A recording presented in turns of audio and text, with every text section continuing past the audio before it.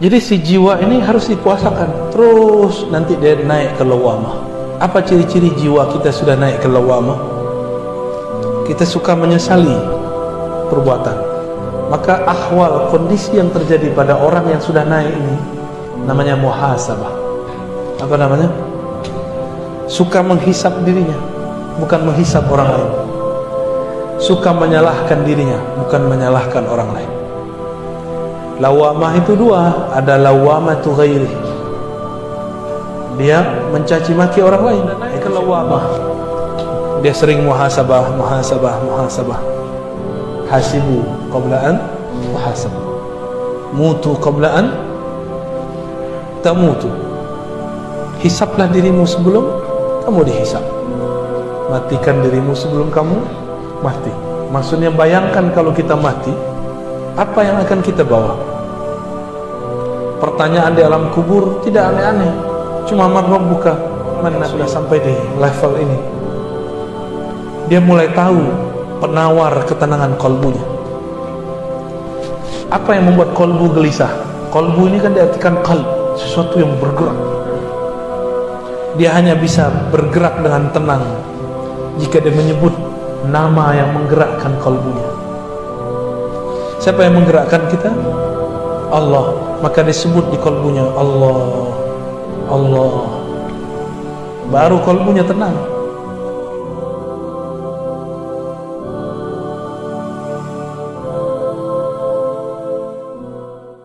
Untuk teman-teman yang menonton kajian ini, jangan lupa bersalawat kepada Nabi kita Rasulullah Muhammad SAW. Allahumma salli ala Muhammad wa ala ali Muhammad. Assalamualaikum warahmatullahi wabarakatuh.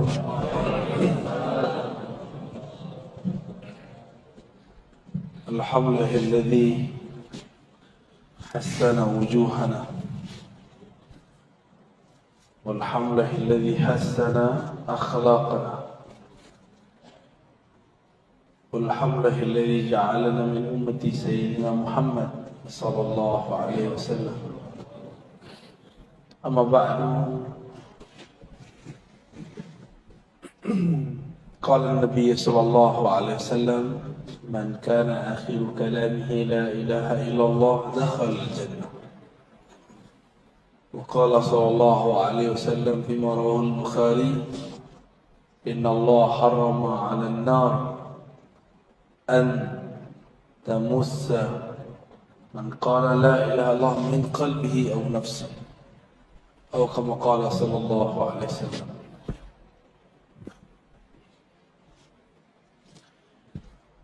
Bapak Ibu yang bukan Allah, jemaah subuh meskipun hujan masih datang, semoga rintik-rintik hujan yang mengenai kita dapat memadamkan api nerakanya. Amin ya rabbal alamin. Tema kita tentang husnul khatimah. Husnul khatimah bahasa Arab artinya husnu, bagus. Khatimah, penutup. Penutup yang bagus.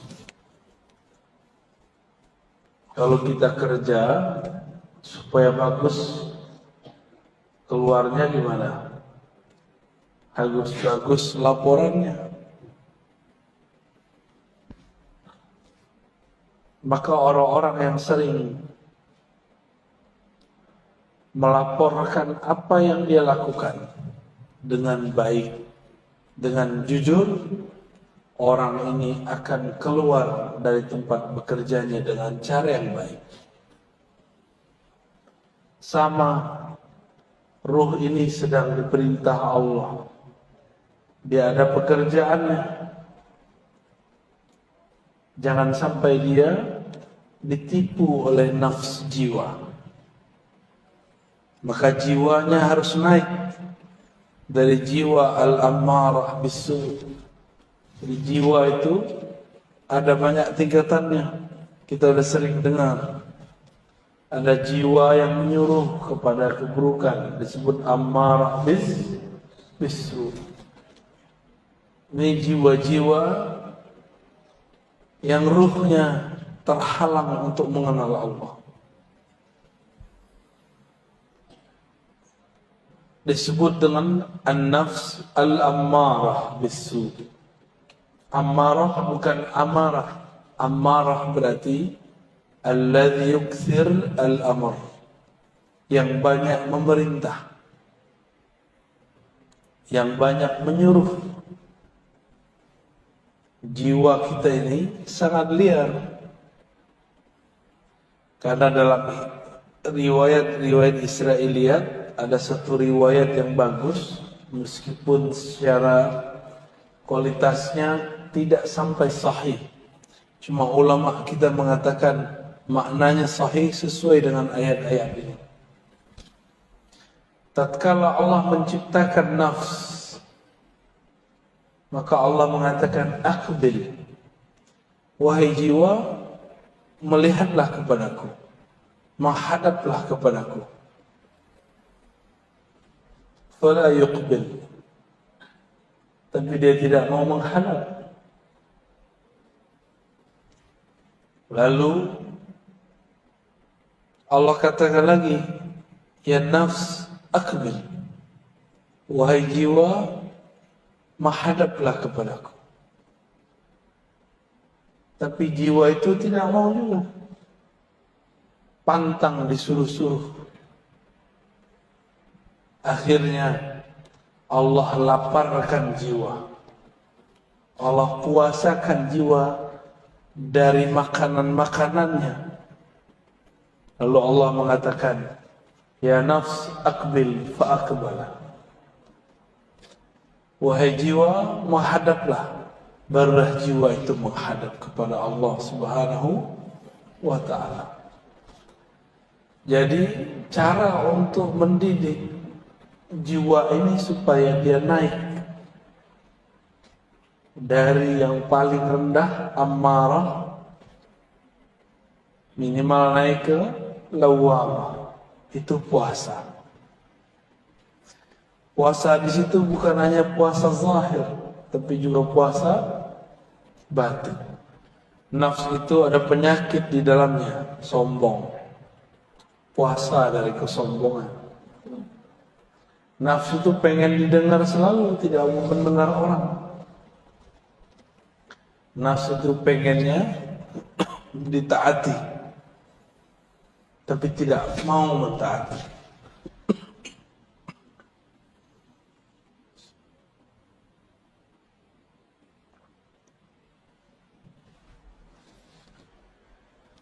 Lalu nafs ini punya poros, ada raja di dalam dirinya bernama qalbu. Jangan sampai nafs ini menjadi rajanya qalbu, tapi qalbu harus menjadi rajanya nafs. Bagaimana caranya? Karena qalbu ini tempat Allah memandang, maka lakukanlah seperti Allah pernah dulu melakukannya. Puasakanlah jiwa, puasakan dia dari memandang yang tidak benar, puasakan dia dari mengatakan hal-hal yang tidak benar. Maka jiwa nanti akan patuh kepada qalbu. Banyak-banyak puasa. Puasa zahir dari makan, minum, juga puasa batin. Nabi mengatakan, wa idza kana yaumu ahadikum, yaumu shaumi ahadikum, falyakul wa idza kana, apabila yaumu shaumi ahadikum, ya, hari kalian berpuasa, lalu ada orang syatamahu aw qatalahu, falyakul inni shaim. Ada orang ngajak dia berantem, katakan inni shaim, aku sedang berpuasa. Berarti puasa di hadis ini apa? Hadis Sahih Bukhari. Puasa emosi. Puasa emosi. Nabi itu sangat mengerti kondisi jiwa. Maka Nabi mengatakan, jika kamu marah dalam keadaan berdiri, duduklah. Jika dalam duduk marah, maka tidurlah. Itu sebabnya saya kalau ceramah, saya memilih bersandar, ya, supaya tidak emosinya tidak meluap-luap. Ya, silakan para satis dicobain. Ya, cobain kalau ceramah itu bersandar. Maka kita nafsnya sudah disandarkan, tinggal yang bicara kolbunya, lidahnya dipinjam sebentar. Tapi kalau sudah begini, lain ceritanya. Gelarnya jadi keluar. Saya doktor, saya LC, lulusan apa tuh? Lulusan Ciputat. Ya, lama di Kairo. Itu istilah baru yang saya dapat di Medan. Dari Dr. Thohir, alumni Kairo ini. Alumni Mesir ini. LC kata dia lama di Kairo. Kalau MM masih di Medan.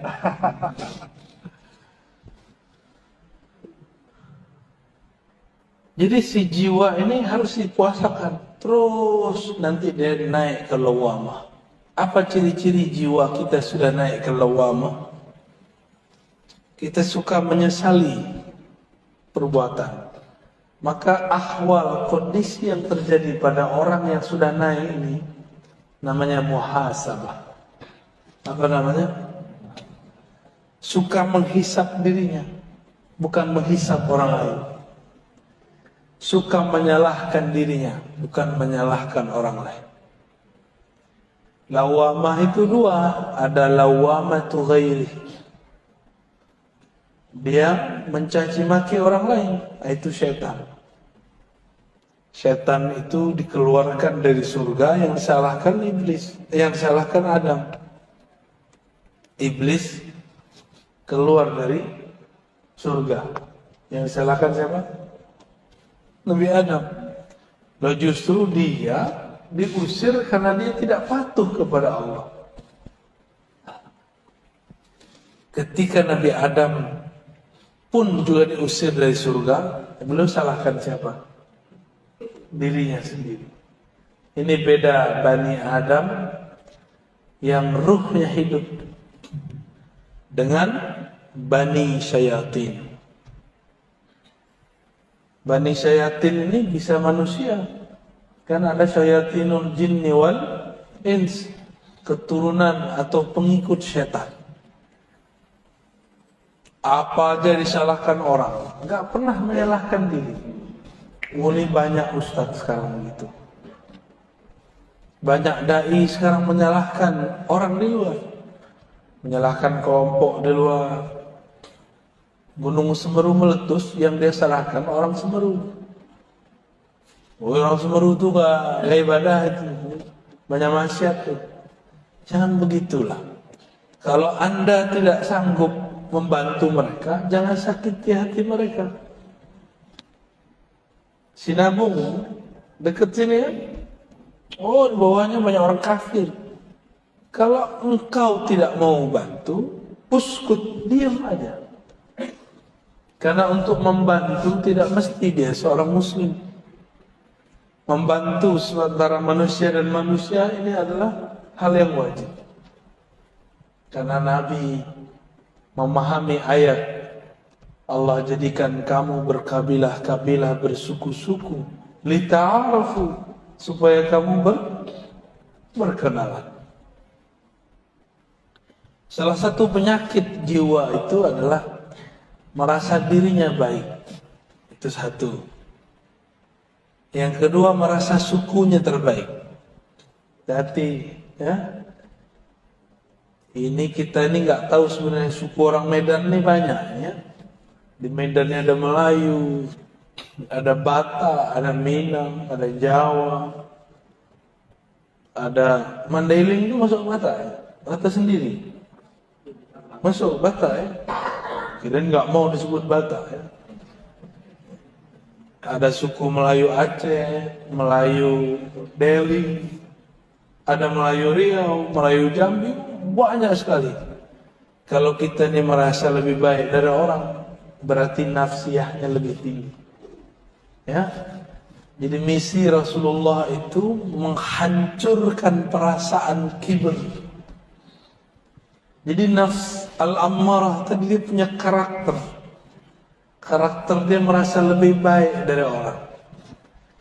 Jadi kalau kita duduk di sini merasa lebih baik dari yang di samping, berarti nafs ammarahnya masih aktif. Harus dipuasakan. Harus dihantam dengan puasa. Kalau sudah naik ke lawamah, dia sering muhasabah. Hasibu qablaan muhasabu. Mutu qablaan tamutu. Hisablah dirimu sebelum kamu dihisab. Matikan dirimu sebelum kamu mati. Maksudnya bayangkan kalau kita mati, apa yang akan kita bawa? Pertanyaan di alam kubur tidak aneh-aneh.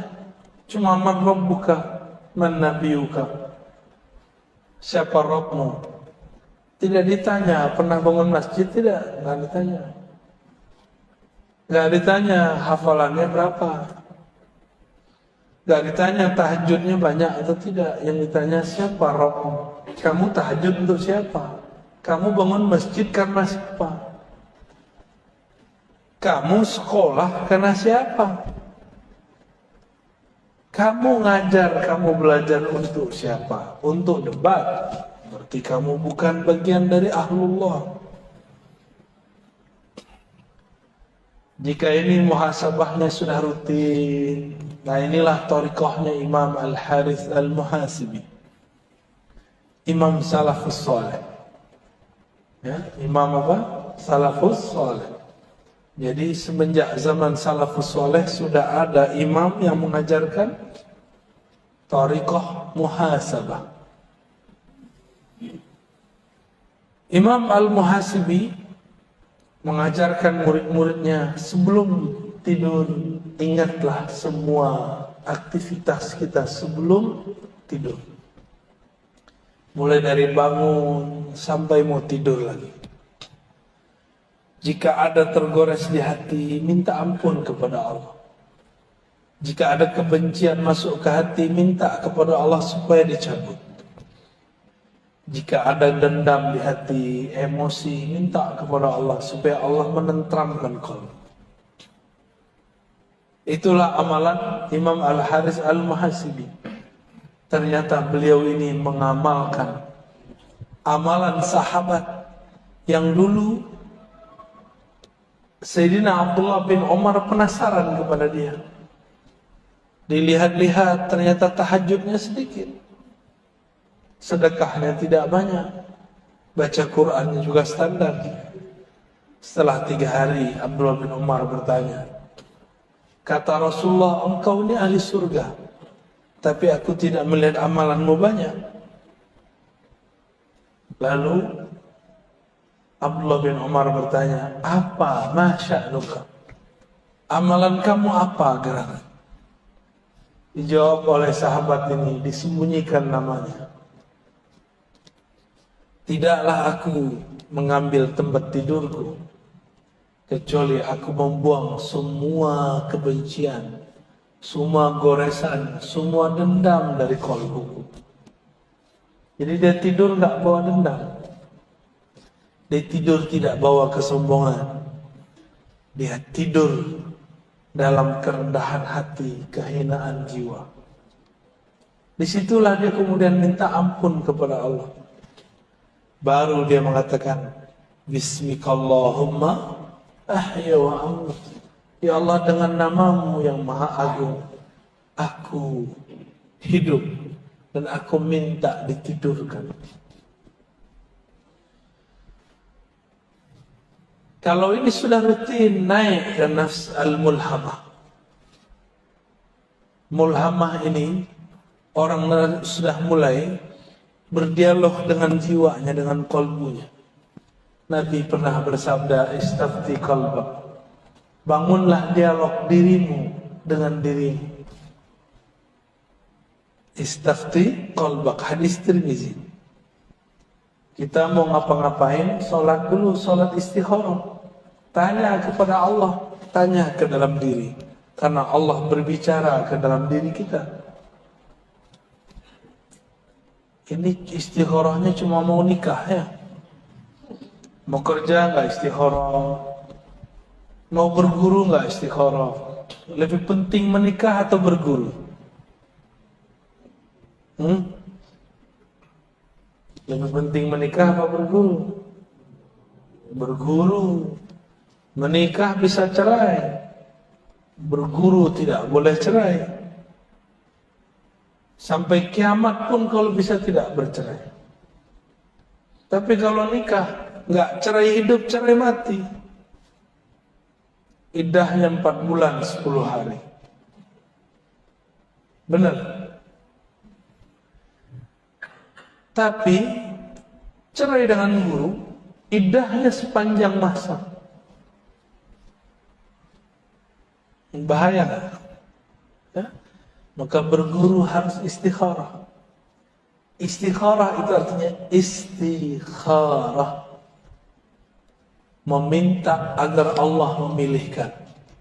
Allah makhtarli wa la tukhayyirni. Ya Allah, pilihkan untukku, jangan engkau membiarkan aku memilih untuk diriku sendiri. Sudah beristikharah mau cari guru? Belum ya? Kalau sama istri bisa tengkar, sama guru nggak boleh tengkar. Ya, sama pasangan bolehlah kita ngambek sebentar, sama guru ngambek sebentar, itu murid durhaka, berbahaya. Ya, istikharah. Mulai bangun komunikasi dengan qalbu. Saya istikharah setiap kali mau ngajar. Jadi kalau tambah sering ngajar, saya tambah sering istikharah.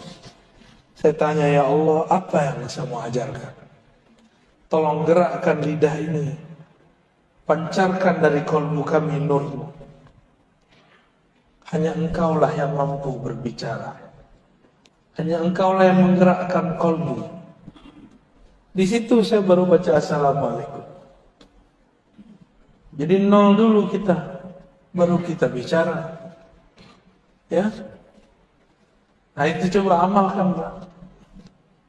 Sebelum tidur, kesel sama pasangan, marah sama anak, tidak baikan dengan tetangga, bermusuhan, iri dengki dengan teman bekerja, dibuang semua.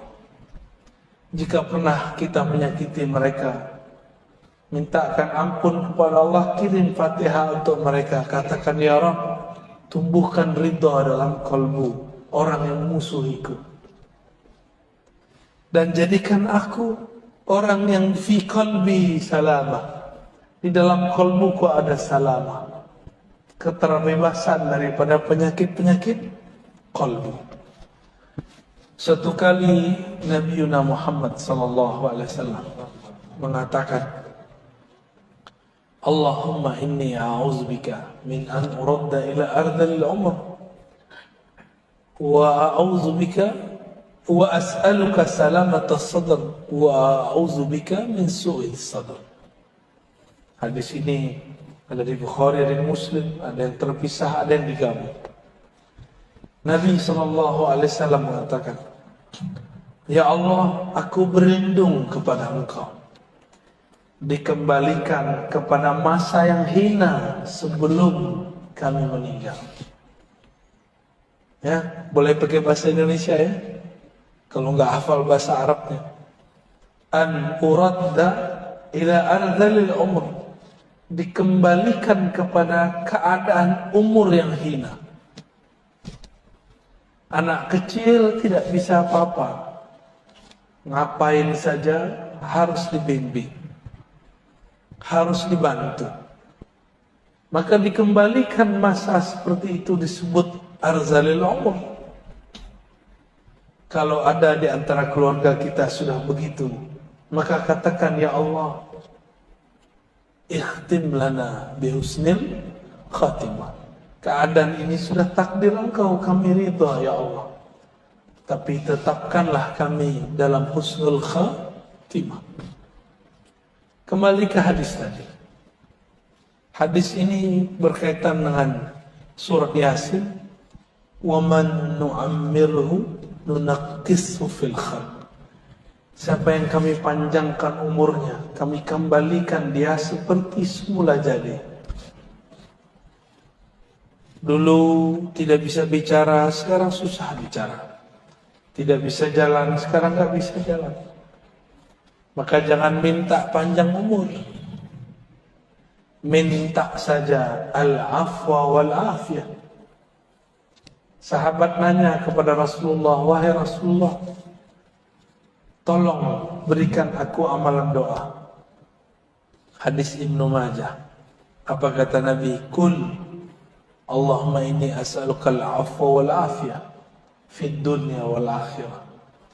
Ya Rabb, berilah aku afwa, maaf, wal afiyah, keselamatan di dunia dan di akhirat. Dunia badannya sehat, di akhirat husnul khatimah. Udah seminggu, sepekan dia datang lagi kepada Rasulullah, tanya, wahai Rasulullah, ajarkan aku. Diajarkan doa yang sama. Udah seminggu lagi, datang lagi kepada Rasulullah, Nabi masih mengajarkan yang sama. Lalu sahabat ini protes, wahai Rasulullah, emang gak ada doa lain? Ini murid ini kena nafsu, pengen wiridan banyak, pengen dapat talqin zikir, pengen dapat ijazah. Nafsu, zikir kok pakai nafsu, zikir. Akhirnya Nabi mengatakan, wahai sahabatku, adakah yang lebih sempurna daripada afwa dan afiyah?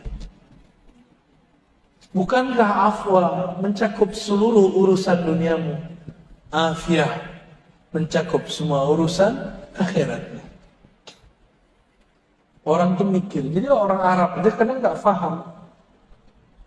Selevel sahabat Nabi masih bertanya, apalagi kita. Orang-orang yang sudah sampai di level ini, dia mulai tahu penawar ketenangan kolbunya. Apa yang membuat kolbu gelisah? Kolbu ini kan diartikan qalb, sesuatu yang bergerak. Dia hanya bisa bergerak dengan tenang jika dia menyebut nama yang menggerakkan kolbunya. Siapa yang menggerakkan kita? Allah. Maka disebut di kolbunya Allah, Allah. Baru kolbunya tenang. Anak kecil mainannya ketinggalan, nangis gak? Oh, bisa pukul-pukul badannya, bisa guling-guling. Mainannya kolbu cuma satu, zikrullah, menyebut nama Allah. Kalau di sini sudah rutin, sudah sering berdialog dengan kolbu, sudah tahu obat penawar gelisahnya kolbu, yaitu zikrullah, maka orang ini naik ke makom yang tadi ayatnya dibaca. Ya ayyatuhan nafsul mutmainnah, wahai jiwa yang sudah tenang dalam berzikir menyebut namaku, wahai jiwa yang sudah sering dipuasakan, wahai jiwa yang sudah sering dimuhasabahkan, wahai jiwa yang tidak menyalahkan selain dirinya, wahai jiwa yang merasa dirinya rendah,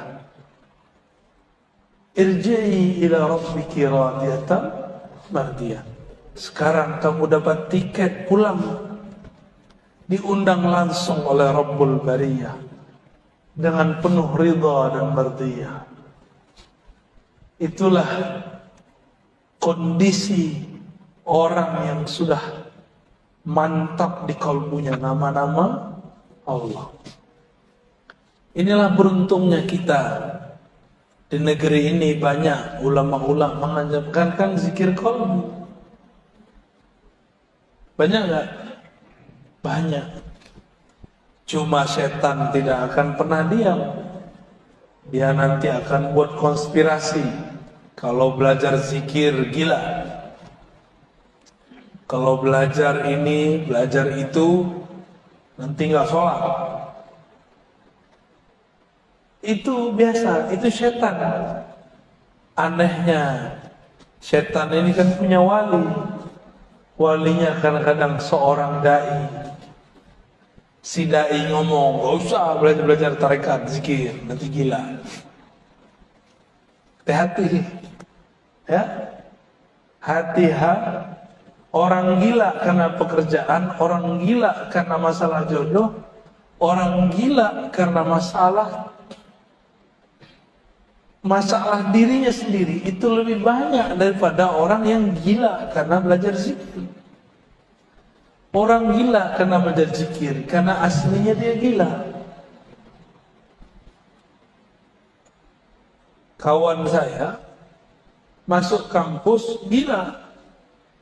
Karena ditanya terus sama dosennya, kapan kau selesai? Gila dia. Maka saya nggak mau tanya lagi mahasiswa saya. Kalau dia nggak selesai-selesai. Saya cuma tanya, yang tenang-tenang ya.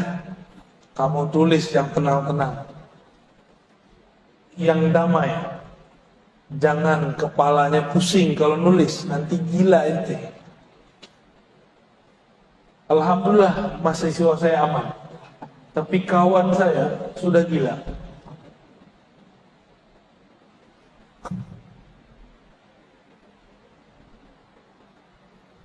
Udaranya sendu sekali ya.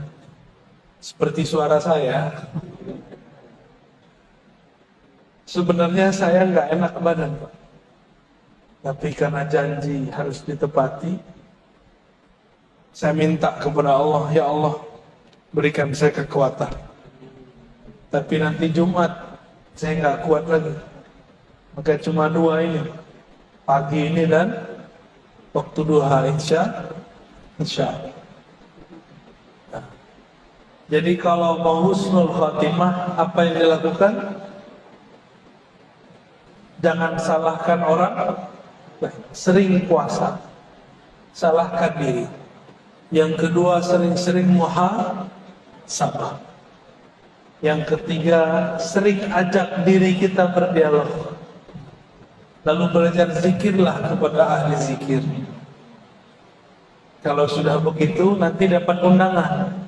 Jadi husnul khotimah itu undangan dari Allah. Irji'i ila rabbiki radiyatan. Berarti Allah yang undang. Maka saya tutup dengan hadis Nabi. Nabi mengatakan, man kana akhiru kalamihi la ilaha illallah. Siapa yang akhir kalamnya la ilaha illallah, dakhalal jannah, pasti masuk surga. Ada anak muda nanya, tamatan lama di Kairo, LC juga. Apa kata dia? Buya, Nabi sebelum meninggal enggak baca la ilallah, baca ummati. Itu husnul khotimah, su'ul khotimah. Ya salah. Itu yang nanya setan apa dia? Tapi bagus. Bagus itu pertanyaan. Kira-kira gimana, Pak? Nabi sebelum meninggal enggak baca la ilaha illallah, baca apa? Ummati. As-salah. Ittaqun nas, ittaqullah fil nisa, ittaqullah fis salah. Itu apa? Itu cara menjaga la ilaha illallah. Nabi itu, dia dan Allah sangat dekat. Kalau sudah dekat tidak perlu sebut menyebut. Saya dengan Dr. Thohir, karena sekarang jaraknya cuma 1 jengkal, nggak perlu saya bilang Dr. Thohir tuh orangnya. Saya nggak ngomong begitu, karena dia udah di samping. Tapi kalau orangnya di luar, saya omongin si dokter tuh yang lama di Kairo. Saya nggak ngomong begitu. Tapi kalau orangnya di samping perlu lah. Dulu kalau kita cinta seseorang, kalau belum ketemu kita sering sebut namanya. Cari-cari nama dia di Facebook, cari-cari nama dia di Google, cari-cari nama dia di sosial media, cari-cari nama dia di kalangan teman-temannya, kirim-kirim salam, benar? Mirip-mirip begitulah. Orang kalau sudah cinta, sering-sering sebut nama. Kalau sudah menikah, masih begitu nggak? Enggak. Ya, nggak perlu lagi sebut-sebut nama. Yang punya nama sudah bersama saya. Kalau orang sudah dekat kepada Allah, zikirnya bukan lagi menyebut, zikirnya memandang, zikirnya dipandang oleh Allah Subhanahu wa Ta'ala.